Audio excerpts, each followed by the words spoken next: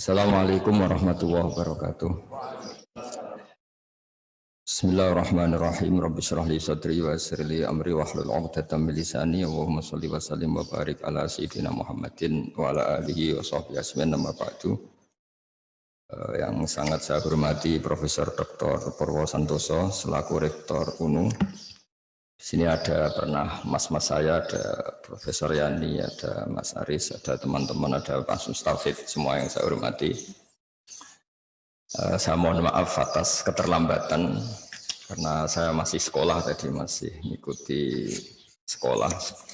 Jamnya memang harus tadi jam 9. Mengenai ilmu manfaat itu kita mengikuti ya tradisi ulama-ulama dulu. Itu kalau pakai standar dengar makna indikator atau indikasi, itu adalah dimulai dari kita legowo ya. Kita legowo dengan faham-faham atau dengan satu. Jadi misalnya ada orang fasik atau sedang salah atau sedang goblok, sedang tidak pinter, itu kita harus membahasakan sedang. Sedang itu ya mutalabis bitilkal fi'lah atau mutalabis bitilkal halah. Ini penting sebagai mukaddimah karena awal kerusakan agama ini dimulai dari gerakan-gerakan yang mudah mengkafirkan kelompok lain, sehingga ini memutus harapan.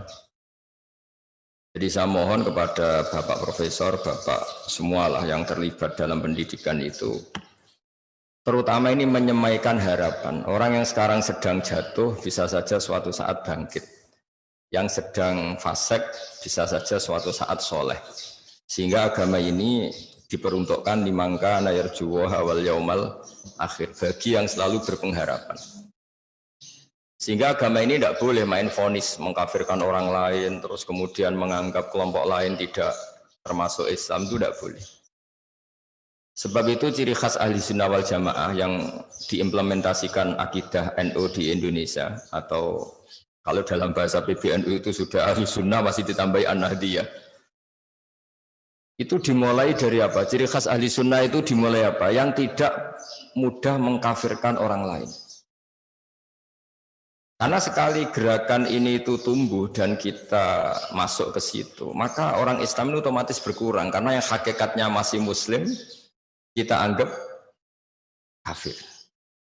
Yang hakikatnya suatu saat tobat, kita vonis atau kita statuskan, kita stigmasi sebagai orang yang jelek. Sehingga nggak ada harapan lain lagi untuk baik. Sebab itu pengajian ini atau ngaji ini saya mulai dari ciri khas mazhab ahli sunnah wal jamaah tentang ilmu manfaat. Ilmu manfaat itu ilmu yang orang itu selalu berharap kepada Allah Subhanahu wa ta'ala. Liman kana yarjuwa wal yaumal akhir. Saya beri beberapa contoh masail fiqhiyah. Ada orang misalnya mati bunuh diri atau mati karena minum oplosan. Itu di Syarhun Nawawi, syarah hadis Nawawi ketika mensarai Sahih Muslim. Gimana hukumnya orang yang mati karena oplosan atau karena bunuh diri? Sebagian ulama mengatakan jangan datangi jenazahnya. Sebagai hukuman biar nggak ada lagi yang mati bunuh diri. Ada ulama yang berpendapat tetap kiai itu datang. Karena bunuh diri itu sudah salah. Dan kalau kiai-kiai tidak datang, maka ditakutkan ada kaifiah baru dalam mengelola jenazah.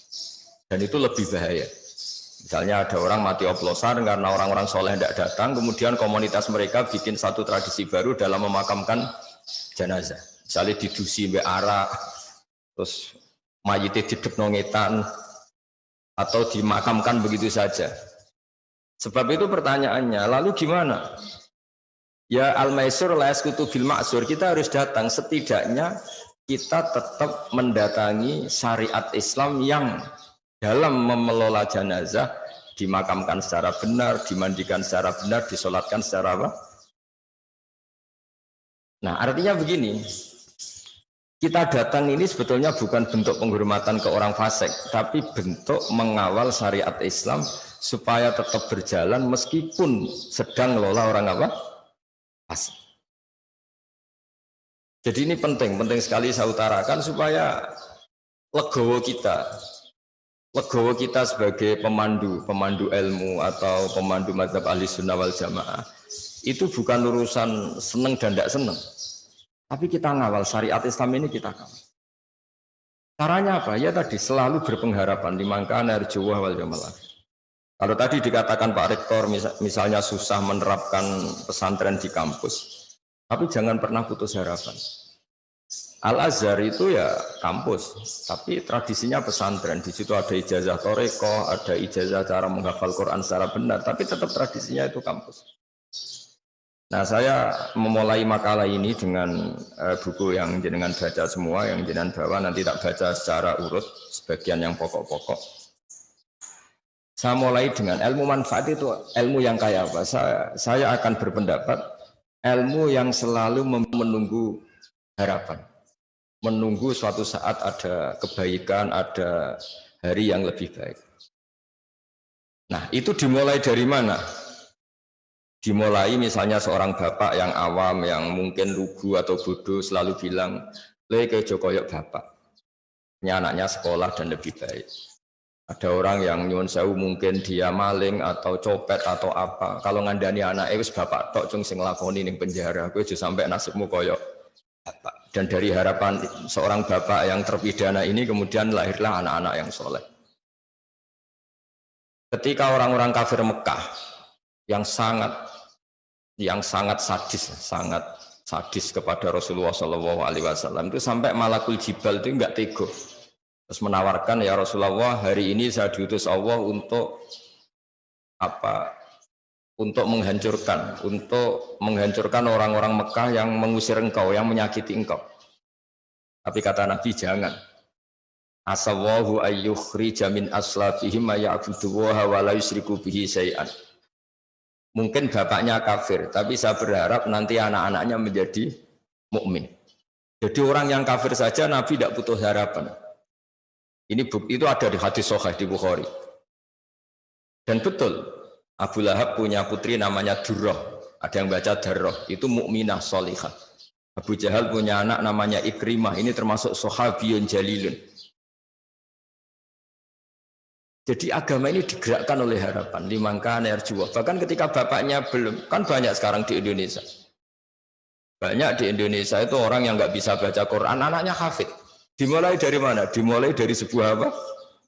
Harapan, limangkan arjuwah wal yaumil akhir. Sebab itu dalam sebuah kitab Jami'u Usulil Aulia, kitab tentang para wali, itu Abul Hasan Asyadili pernah mimpi.